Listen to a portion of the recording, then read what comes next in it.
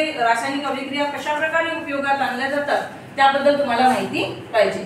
तर learning outcomes बघा बेटा, student will able to learn and identify the types of chemical reaction, identify करायचे आहे। त्यानंतर classify the different reaction according to their types and apply the knowledge of chemical reaction in day to day life.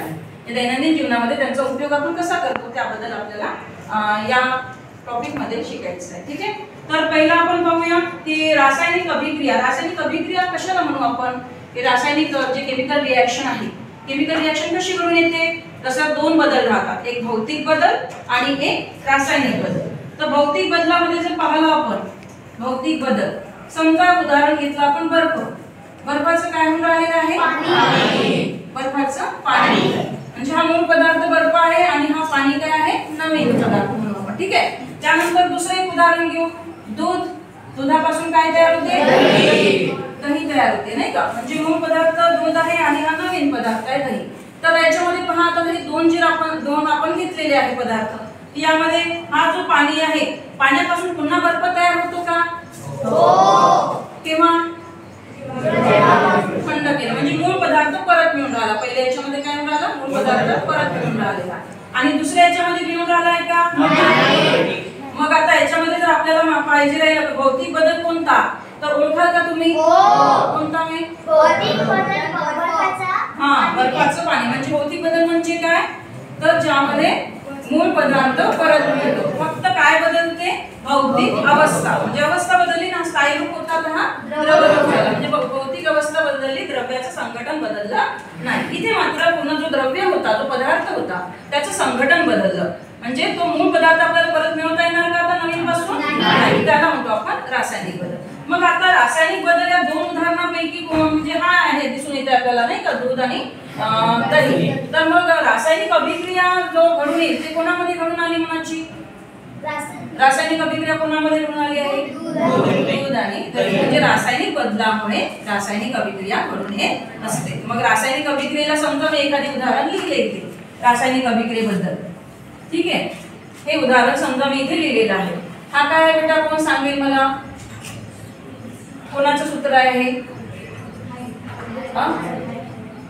हो वेदांत सांगा ना, हा वेदांत सांग बेटा, हा कशा, हा काय आहे, हायड्रोजन, हा काय आहे, हायड्रोजन मूलद्रव्य आहे, आणि हा कोण आहे बेटा, क्लोरीन आहे ना, क्लोरीन। तर हे दोघं जण काय झालेले आहे, संयोग पावलेले आहे, म्हणजे यांच्यात रासायनिक अभिक्रिया झालेली आहे। तर रासायनिक अभिक्रियेपासून हा एक काय तयार झालेला आहे, कंपाऊंड तयार झालेला आहे, याचं नाव काय असेल, HCl म्हणजे हायड्रोक्लोरिक ऍसिड आहे। ठीक आहे, हायड्रोक्लोरिक ऍसिड म्हणजे आता तुम्हाला जर दिसून राहिलेला आहे तर दोन मूलद्रव्यांमध्ये रासायनिक अभिक्रिया होऊन काय तयार झालं बेटा, हायड्रोक्लोरिक ऍसिड। तर मला सांगा, इथे आपण रासायनिक अभिक्रिया होत असताना हे जे बाणाच्या या साइडला लिहिलेले आहे मूलद्रव्य, याला काय म्हणतो आपण, रिएक्टंट म्हणतो, आणि याला काय म्हणतो, म्हणजे हे आहे अभिक्रियाकारक, काय म्हणतो बेटा आपण याला, अभिक्रियाकारक, आणि ते काय आहे, हां ते उत्पादित आहे।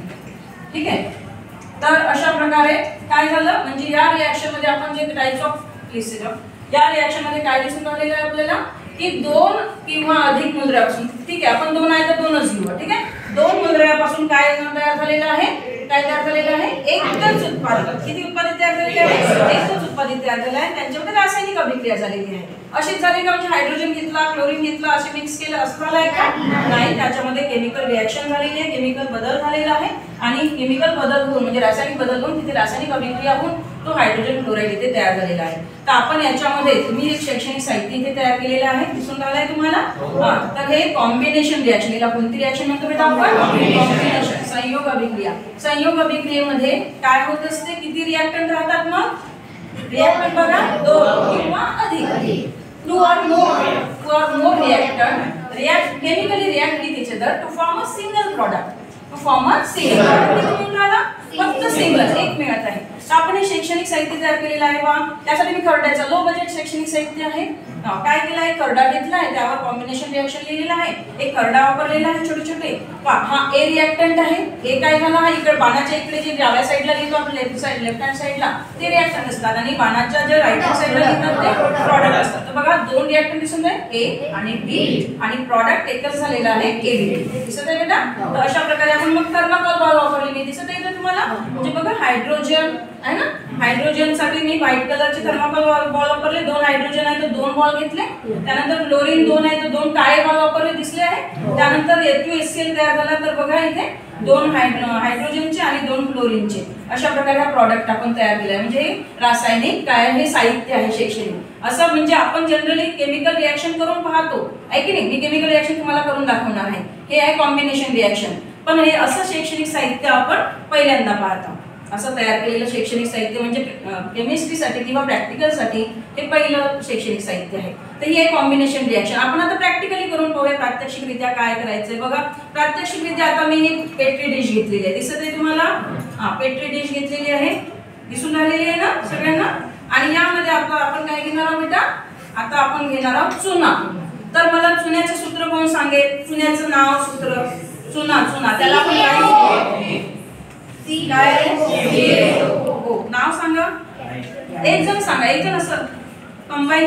सगळे कंबाईन सांगा म्हणजे कंबाईन सॉरी सिंगल. जसं आता प्रगती सांग. कॅल्शियम कार्बोनेट नाही, कॅल्शियम ऑक्साइड. कॅल्शियम ऑक्साइड हा म्हणजे कॅल्शियम कार्बोनेट. ठीक आहे. हा चुना. चुना म्हणजे आपला लाईम. आपण घरी चुना आणतो ना. चुन्यामध्ये मग काय टाकतो रे आपण. आपला चुना भरायचा असेल तर पाणी टाकतो की नाही. मग आता मला रिएक्शन लिहायची आहे. पहा मी चुना घेतला याच्यामध्ये पेट्री डिश मध्ये. मला आता रिएक्शन लिहायची आहे म्हणजे केमिकल रिएक्शन आपल्याला लिहायची आहे. तर काय लिहिल मी इथे. काय लिहिल CaO म्हणजे कॅल्शियम. सी म्हणजे काय झाला कॅल्शियम म्हणजे ऑक्साइड.